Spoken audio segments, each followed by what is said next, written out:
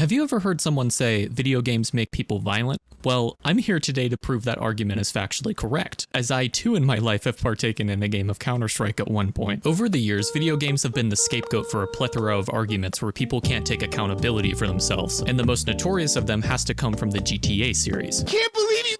Mom was right about you!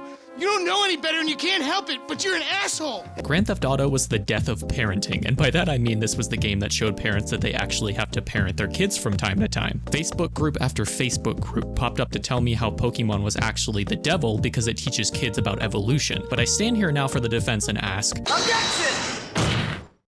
But what about the graphics though? I've played Scarlet and Violet, I know what those games look like, this is the real crime taking place here.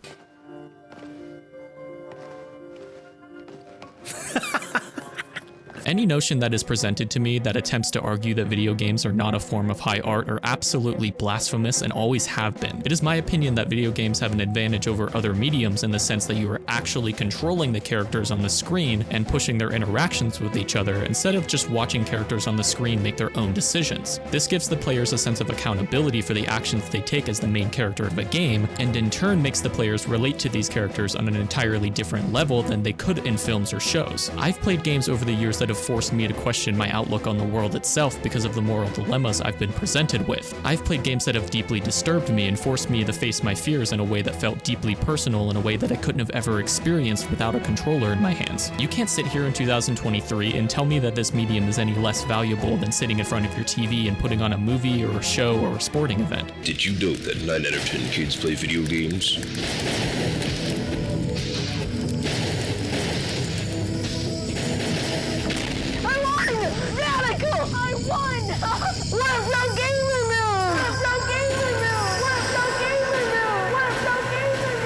But did you also know that video games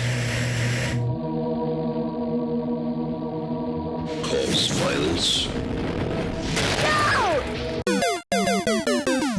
Over the past 20 years, video games have begun to shift in purpose and use. Up until 1994, games were not much more than time killers in competitive electronic games. Sure, they had graphics, music, and dialogue, but the target audience was teenagers with a pocket full of quarters or parents with enough disposable income to buy a game system. For this reason, many discounted the medium as anything beyond digitized games. The argument being that if we couldn't call chess or basketball art, we also shouldn't call Pong or Madden football art. And it's true that not all games should be considered art, just in the same way we have terrible paintings and trashy books, or the Houston Rockets. We also have the yearly sports releases that somehow still make enough profit to continue its predatory cycle of putting out the same exact game every single year and only changing the rosters. But we shouldn't let a few bad apples ruin the bushel. Video games are a medium of mediums. Composers create soundtracks and effects. Artists create 2D images and 3D models. Writers draft story arcs and dialogue. And programmers choreograph all the moving pieces into a seamless world. The art is a hodgepodge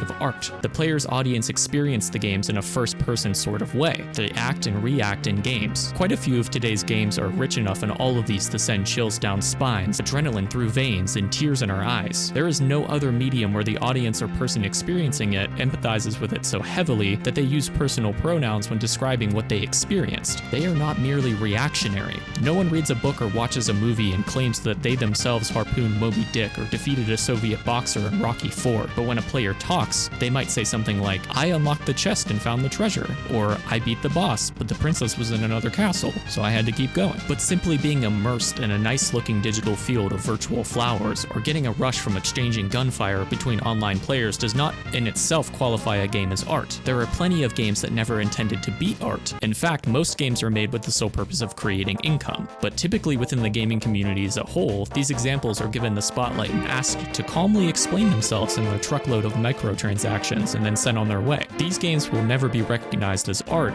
because art is determined by the consumers of the product. I can play through the entirety of Red Dead Redemption 2 and follow up my playthrough with some Overwatch 2 and see that these games were designed with a distinct purpose in mind. There are games that intend to suck the players in, chew on their minds, and spit it back out with new experiences. There are video games that intend to be art and imbue their players with experiences that rival any gained from a Monet or Mozart. Again, the gaming industry has grown and transformed more rapidly over the past 60 years than any other medium. Compare the first game, Tennis for Two, to any game on the market today, the exponential difference between the two dwarfs any difference in cinema, literature, music, textiles, or 2D art. And it's no secret by now, I hope, but I will always defend video games for being the art that they are. My favorite experiences from consuming media are all thanks to video games. I have memories spanning my entire life playing through my favorite games, and when I think back on those times, I can say with 100% confidence that I wouldn't take those memories back if I could. Video games are deeply personal to me on a level that I can't express properly in one single video like this, but I think my point comes across with the existence of my channel and sharing my favorite games with all of you. I think the experience a player can gain with video games is far more personal than any other form of medium, and that alone, combined with the thousands of hours of development to curate this experience for any person, is enough for me to always consider them as a higher form of art.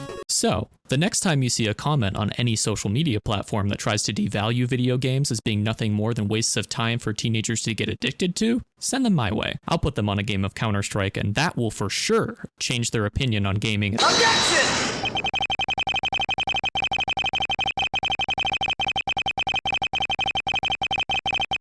Hey, Counter-Strike has its value. Take that!